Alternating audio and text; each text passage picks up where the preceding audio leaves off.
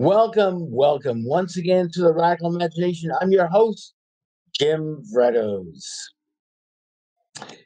Washington Heights is a neighborhood in the northernmost part of Manhattan that has a long and illustrious career in history.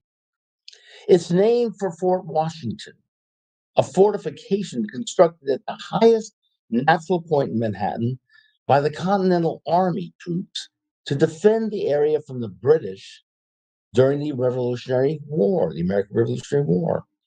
Throughout its history, the Heights has been a largely middle class neighborhood with many Irish and Eastern European immigrants, home of Puerto Ricans, Cuban Americans, German Jews, Greek Americans, Russian Americans.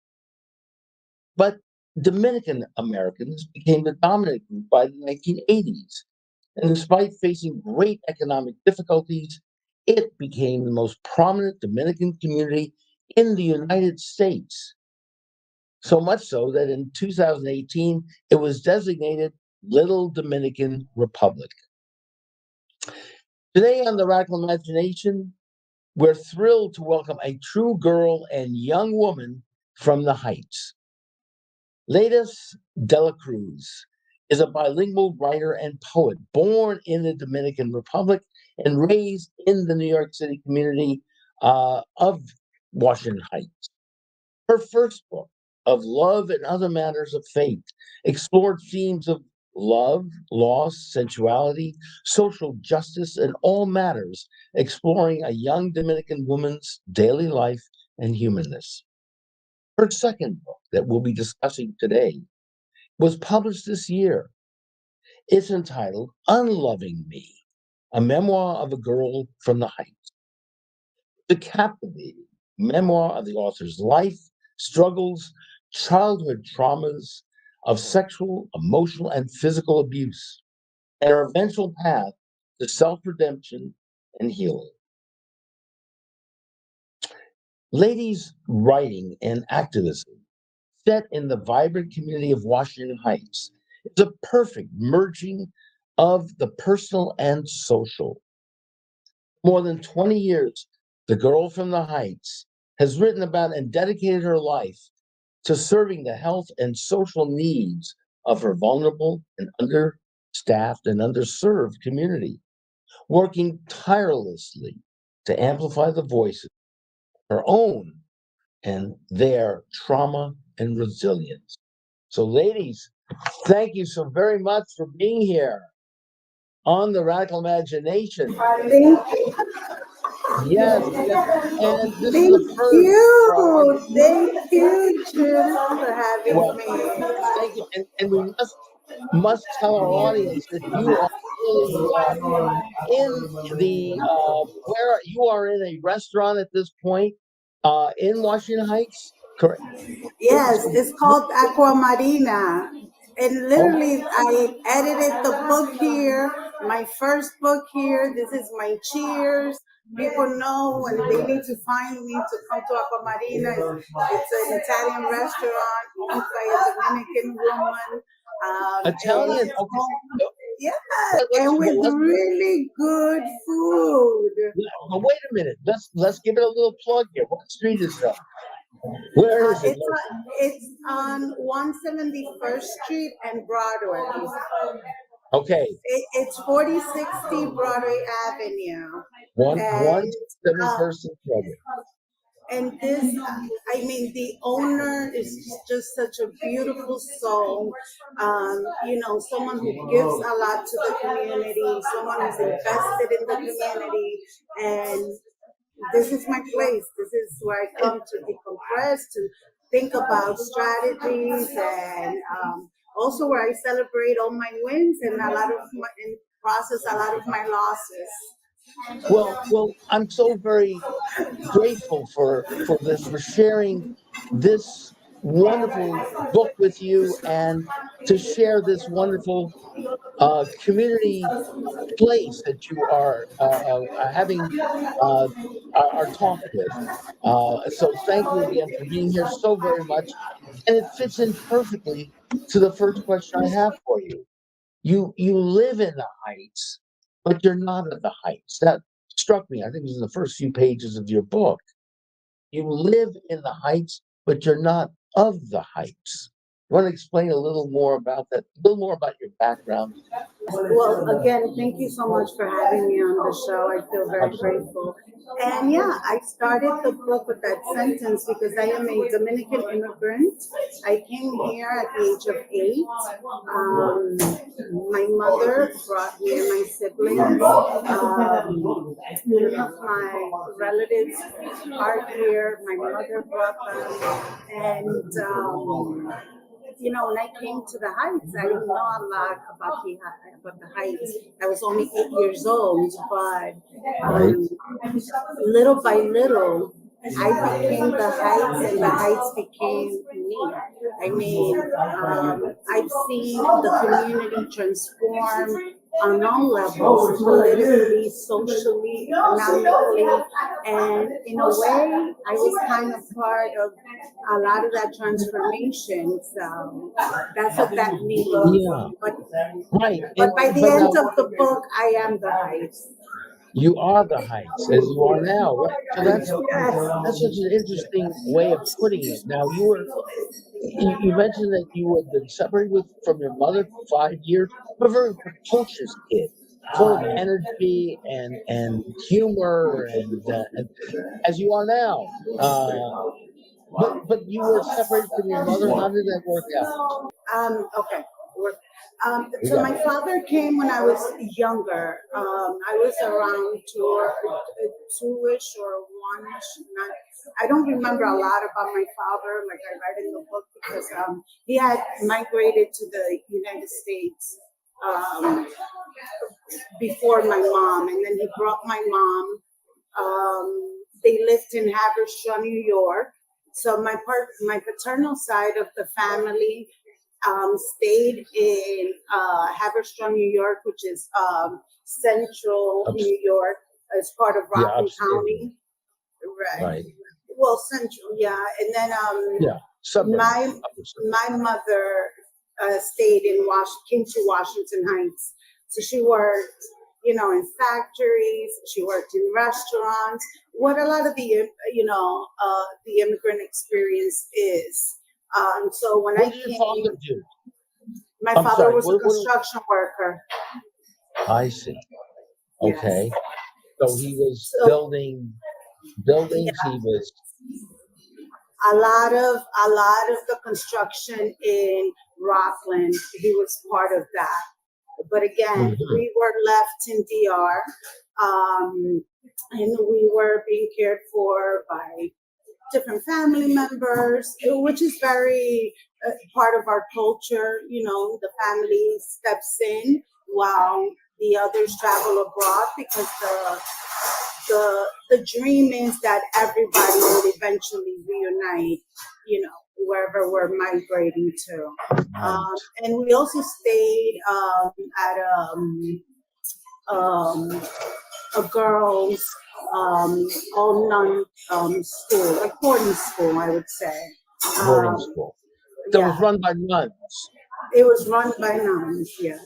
Is that where you got your religious uh, feelings and foundation? It runs through the book and is central to your own transformation, redemption, and keeps you strong. I am not quite sure. I think even younger than that, I've always had a close connection to God. But I would surmise that, yeah, that it would happen at that boarding school, because there was prayer time. You are taught different things. But my family is deeply religious. Like, I grew up, because I have a very large family. I grew up with all the different denominations, Mormons, Christians, you name it, we have them. Wow. Um, so I grew up in, religion. Religion kind of has been following me since my earlier days, but I wanted spirituality. I wanted to have a relationship with God outside of the confines of organized religion, because I didn't feel that I found him in those spaces. I mean, maybe that was part of my journey. Um, I'm also interested in other aspects of religion and in other world Sure. religions. So, And ultimately, it's about love, isn't it? It was about love and relationships. That was the, a central part of the start of the journey, wasn't it?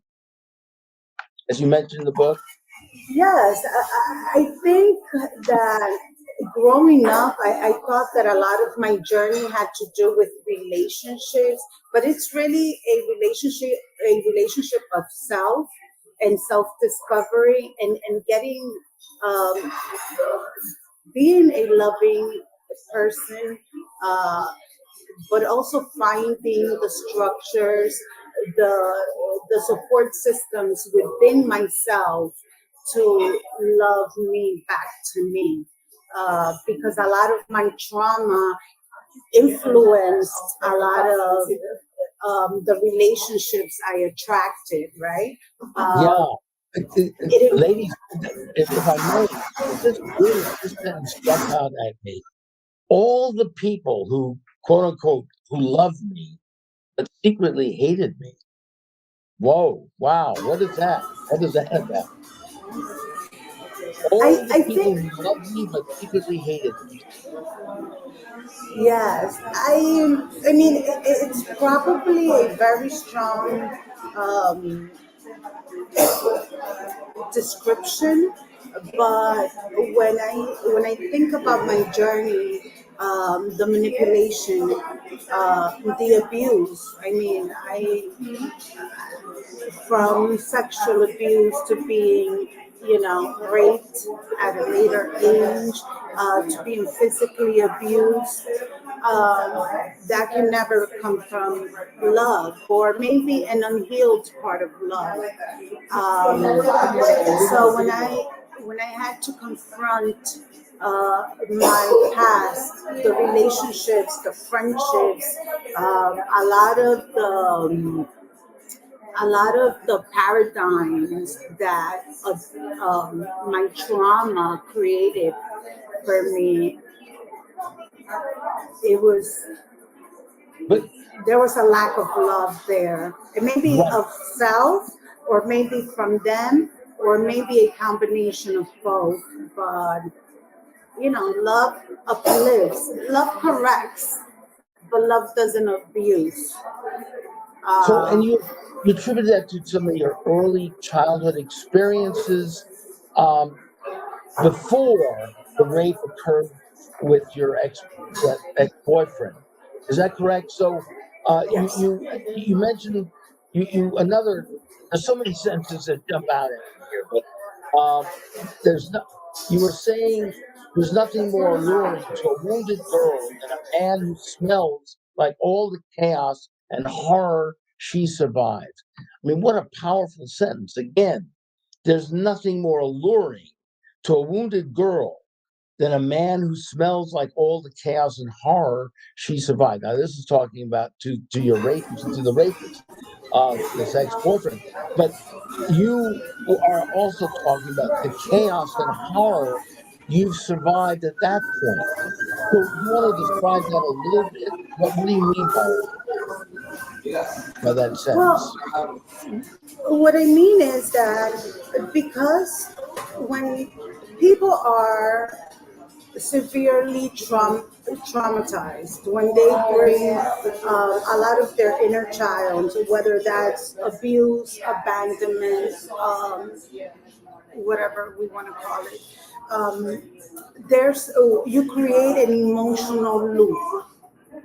And these are the people that are attracted in your auric field, that these are the people that you attract, because until you begin to deconstruct and address and heal the wounded versions of you, the little girl that was sexually molested, or that grew up in a very violent environment. And let me say this, as I have a beautiful, beautiful, supportive family structure. But and network and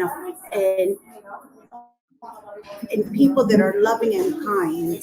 Um, so I do not want to ostracize an entire family for the conduct of one person.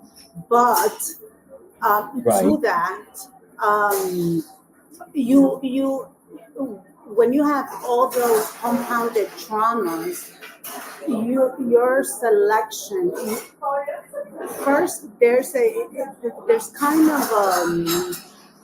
dissociation of identity because you're trying to find out who you are.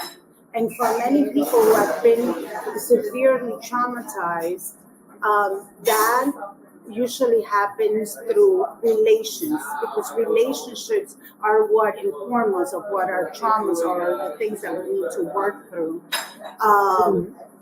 Whether that's romantic, whether that's familial, or even professionally. So a lot of the men, I've been physically abused by partners. So all of that is just, it's very familiar to you.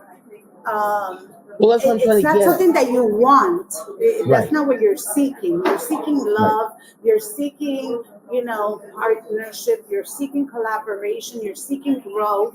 But Yes.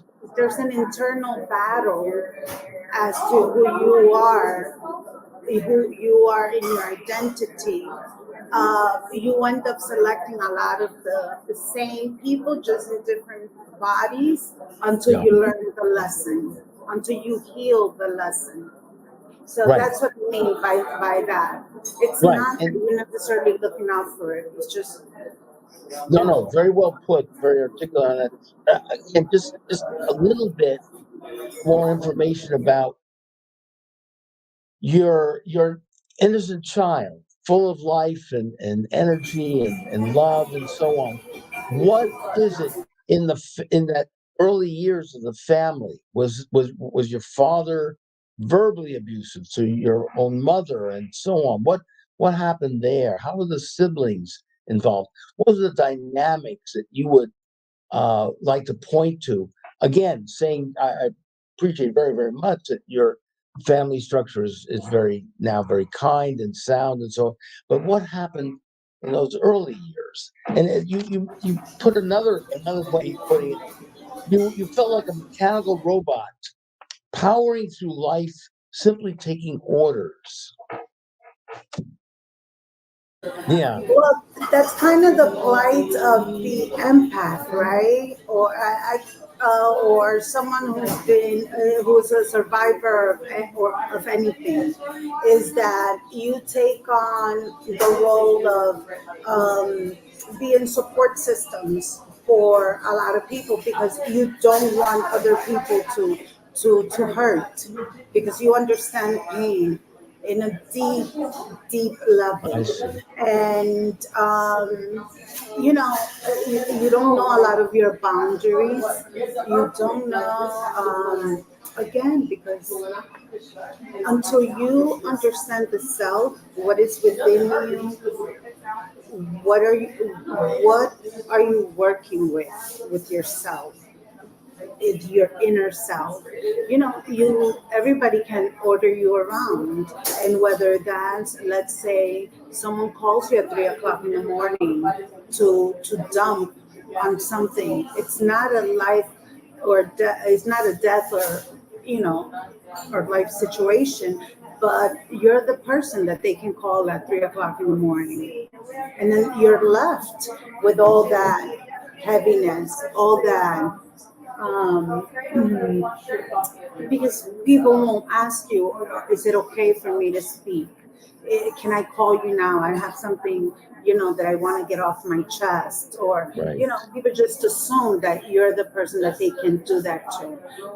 Yeah. And you as take you, on a lot of responsibilities for people too, whether that's financial, emotional, or otherwise. And that's what I meant by being a mechanical robot. That it took a while for me to really understand that I can't be available to all at all times while sacrificing my own mental health, my sanity, my well-being, my spiritual uh, self-growth. well-being as well, for I sure. understand now. And I think no, I'm sorry. Go ahead.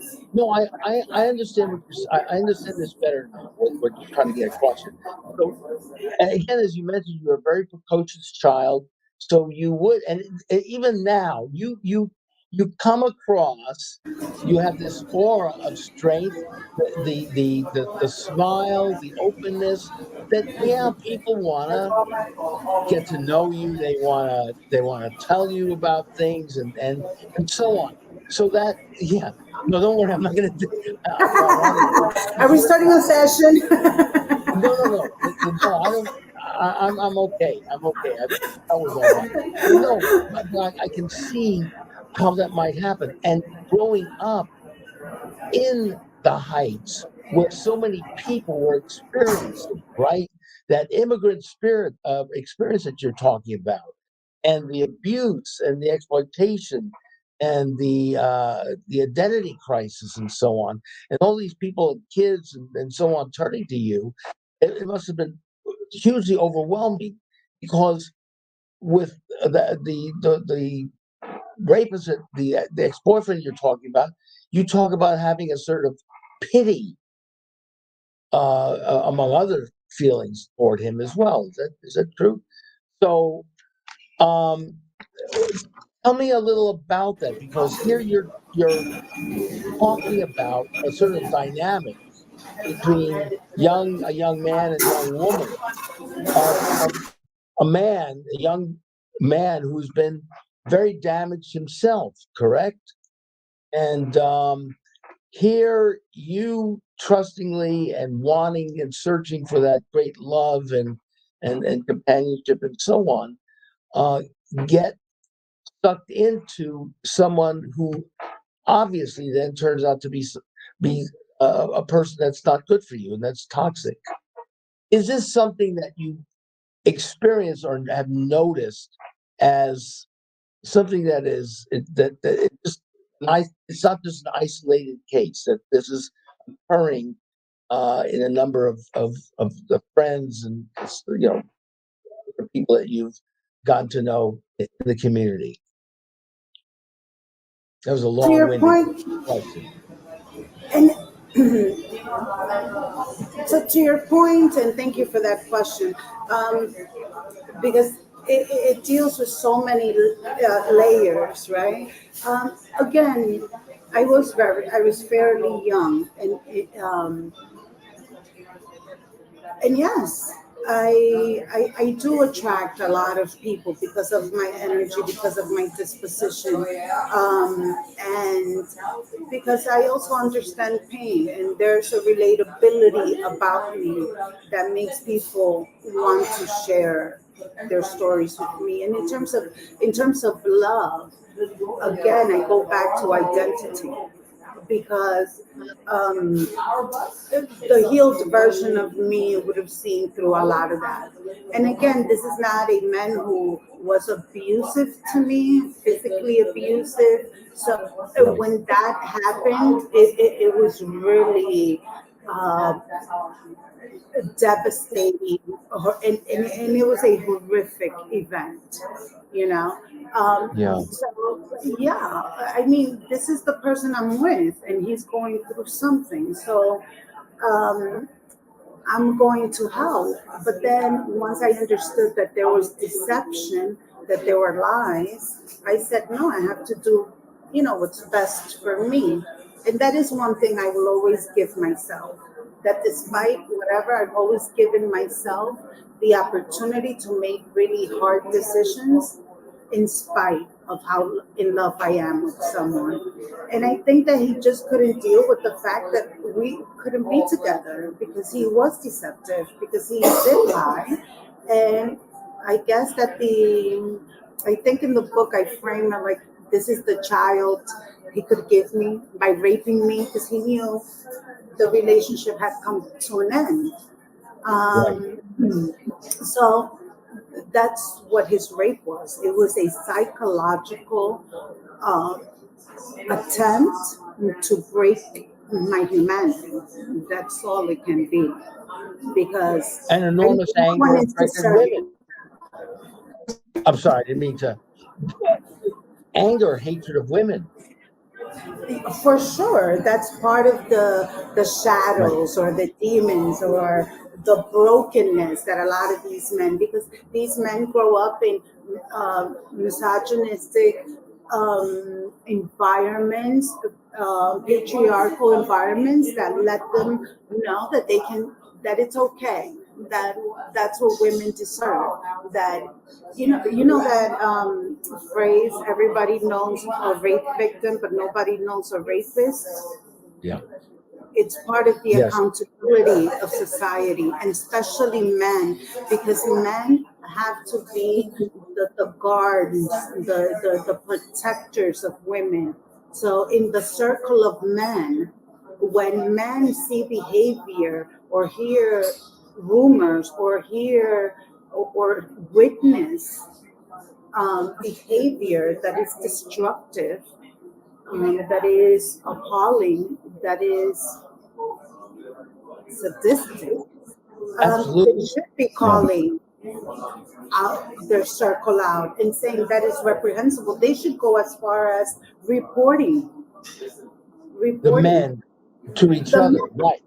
to each Yeah. other. No, Because yeah, that's how men hold themselves accountable. That's how we change the dynamic and the the state that women there's this gender war that is currently taking because women don't feel safe. We don't feel safe around right. men. We don't feel safe when we go to work. We don't feel safe in our neighborhoods. We don't feel safe because the men have stopped taking care of women Right. emotionally, physically, and otherwise. So, and when they can't do that, the hypocrisy, the lack of ability to take care is turned and he's acting in an opposite way to what he Dehumanized. knows he should be doing, and it gets so complicated, and then Yeah.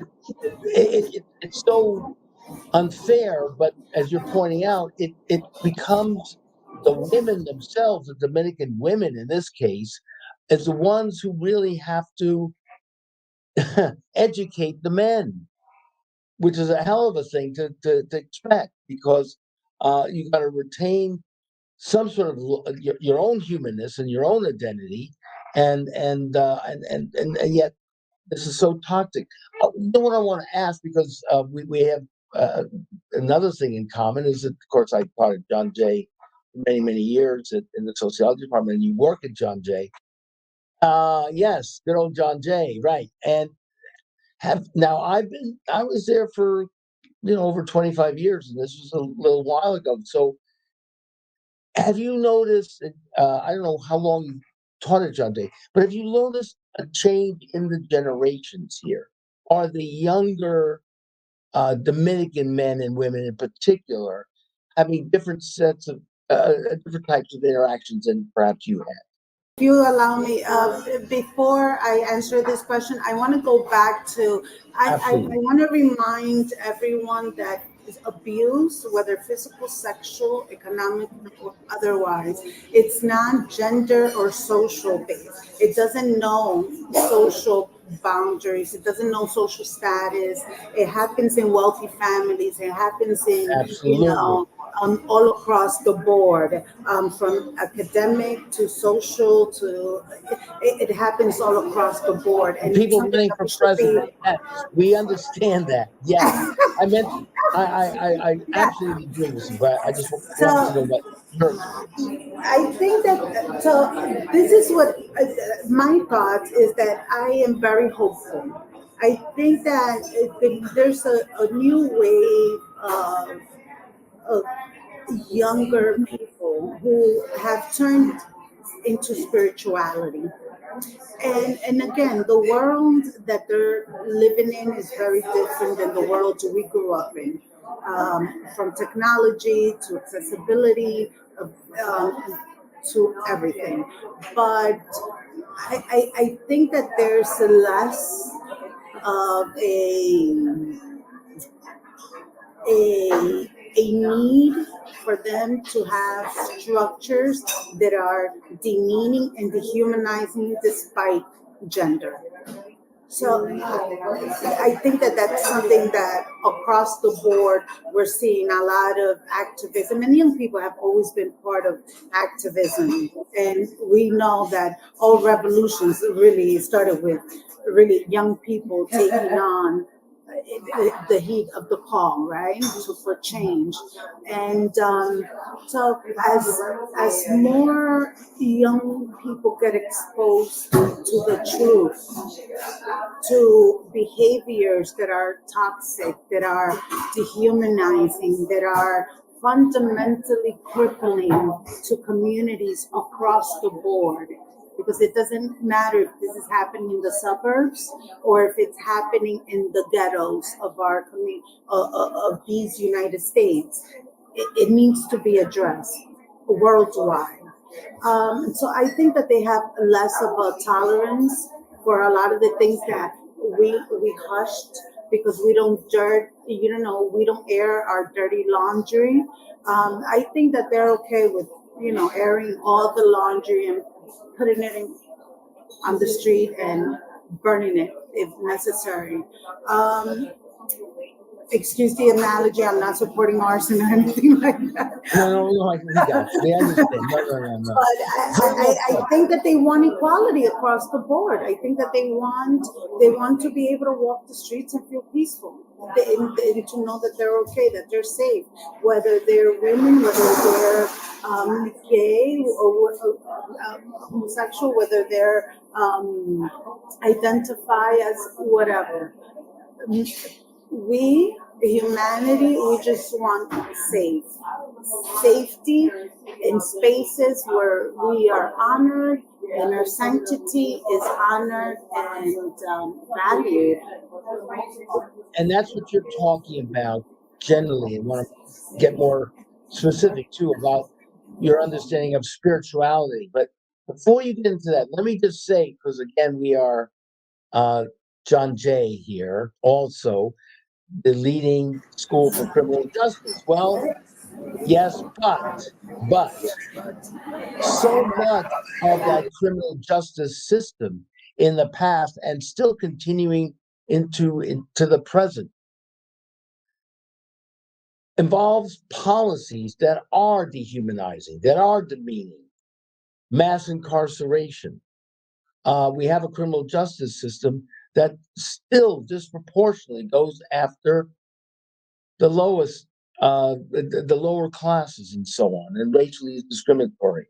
I was involved in a trial, protest and trial back in 2011-12 on stop and frisk, in which we began to change the narrative on that. And it was a protest. There was an arrest. We had a week-long trial. Now the Times just recently had an article uh, pointing out that we're not involved in that uh, policy as much as we were, but the same thing is happening. The police are not being disciplined. Those who are going overboard on it are not being disciplined. And again, I'm this is not dumping on the police, because I had many police officers in my class, and they themselves told me how demeaning it was and how it made their job so much worse, and so on. And so I get what you're saying. I think what you're saying is profoundly important. I want to hear. We've still got time, but I want to hear a couple of your beautiful poems addressing all of this. But the spirituality, what I would call, what people like Cornel West would call radical love, right? making love, looking at love and making sure it is justice, right? And love is what justice looks like in public. That would be a very, very wonderful spiritual message, and to raise our young kids in professions and fields where they understood that as well. So let me stop there by saying, what are your thoughts on that? That was beautifully stated. And yes, and radical love is prophesized in private as well, right? Um, Absolutely, yes. That's the other that's part of where, Cornell's quote. Yes. right. So, um, you know, I was part of an organization called Alianza Dominicana. I had the pleasure of being a participant and growing up in that agency. And also, it gave me my first job through SYP. And that's how I got into activism and political activism and social justice and then health advocacy and administration.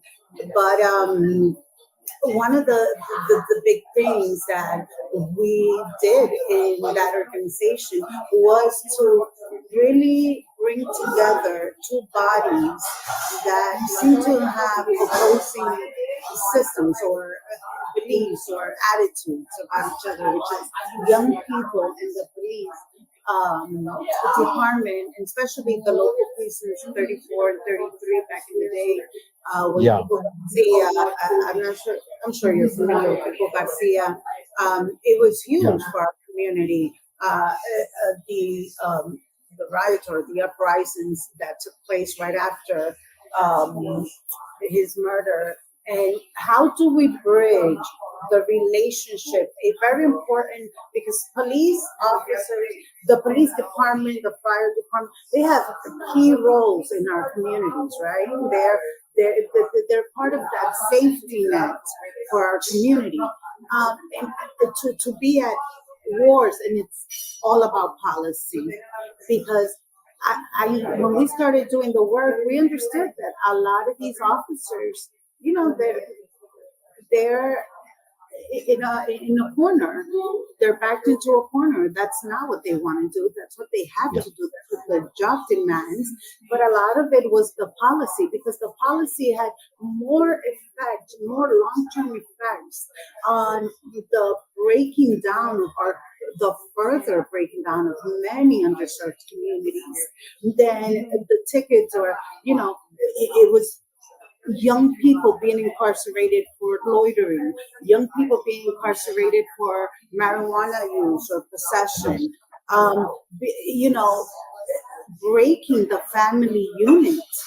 When you break a family unit, now you're breaking the structure emotionally, financially, Absolutely. not to mention the emotional and the spiritual weight of having to see your child behind bars when you raised your child to be, and your child might have happened to, enjoy weed or be hanging out with his friends. And now that, because of policies that really that go after communities of color and minorities and underserved communities, because it's not just in our color community, it happens more, it's more pervasive, but in poor white neighborhoods as well.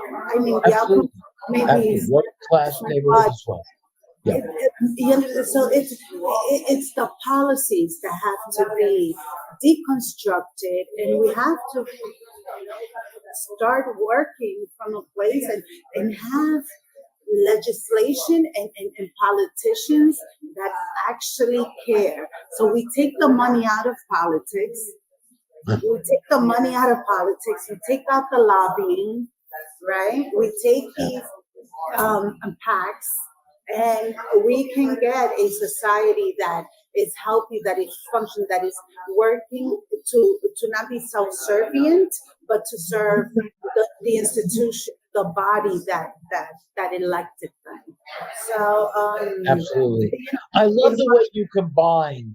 I love the way you combine the personal here and the political and the activism and the search for identity and putting this in a very courageous way in your poems and your writing about your own experience and the experience of so many other people, not just in the Dominican community, which is the one, of course, you know the best, but throughout our society. And that is so, so needed. And I just respect you so very, very much for doing this. And I wonder if you have a couple of these beautiful poems that you can read for us from your book um, that I know our audience would love to hear. you know, poetry was really a lifesaver for me. It changed everything for me because it we may not see it as such, but writing is very spiritual and it's very therapeutic. And, Yes. you know, for me, it was the only outlet that I had growing up.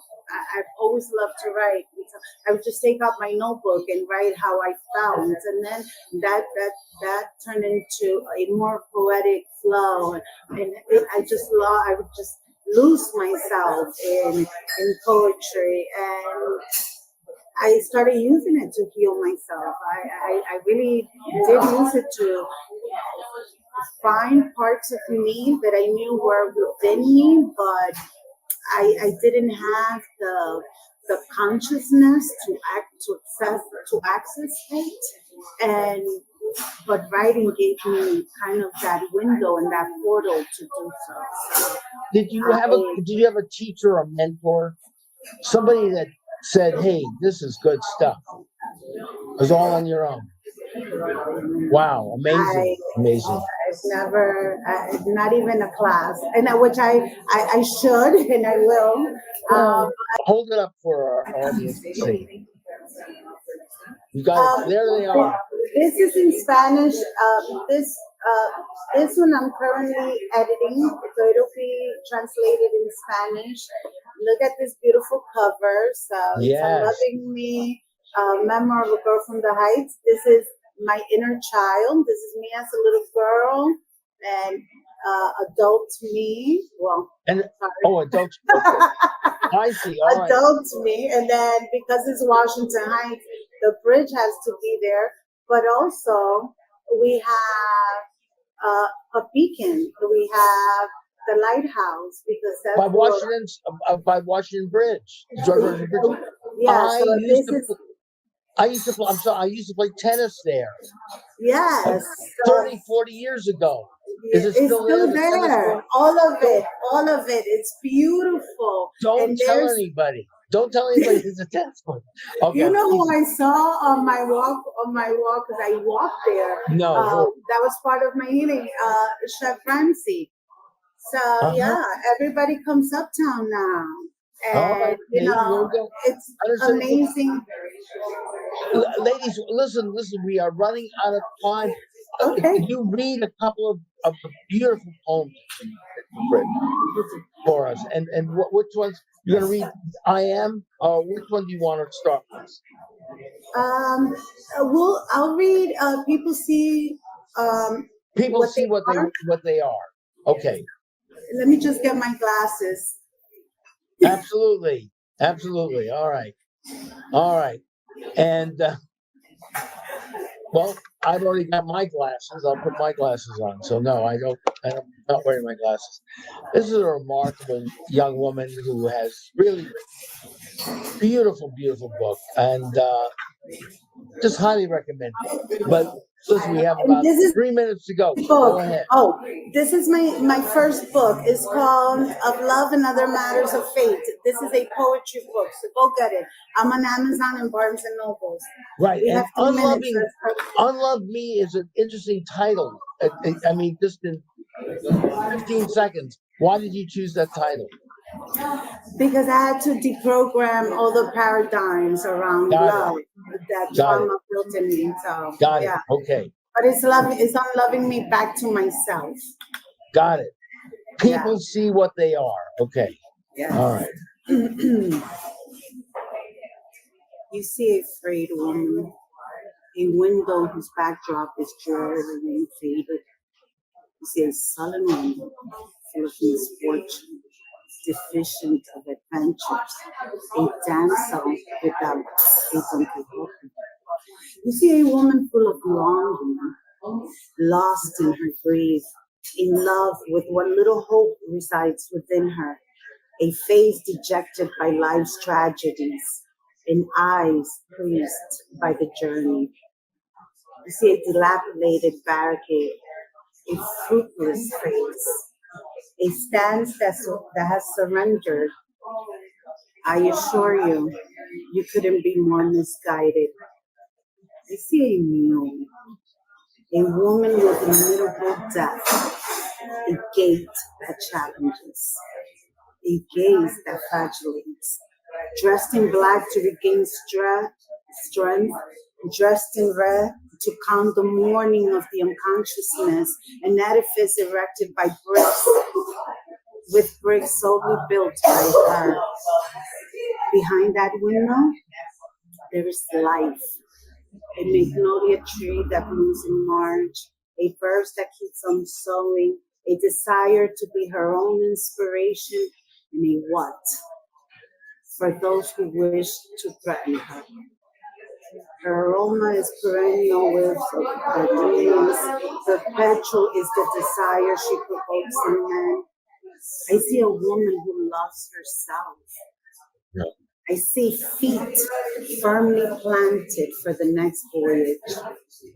I see a fragile, tender, capable, resolute, and anointed woman. You cannot see her. You cannot see her depth within the limitations within your limitations. I see her with eyes that know the real story. Sorry, it was a little off. No, it's right on, right on. It's we used to say back in the '60s, right on. Right My on. fault. We should have started these. We have to do another show because we just had the tip of the iceberg here in terms of your beautiful, beautiful work. We are over time. Ladies, thank you so very, very much. You are really a joy, and it's a blessing and an honor to have you on. Just keep on keeping on, and love you and your work. Take care. And, I love you and thank you. I feel so honored to be here at Radical Imagination because we're it's our honor. Thank it's you. our honor. And 170, we'll see Carlos up at 174th Call me Street. next time. We'll meet Next here, time. La Comarina. All right, we'll get up there. All right, we gotta run. Thank you so very, very much. Thank you again so very much for watching us here on The Radical Imagination. This is your host, Jim Vrettos. We'll see you again next week on The Radical Imagination.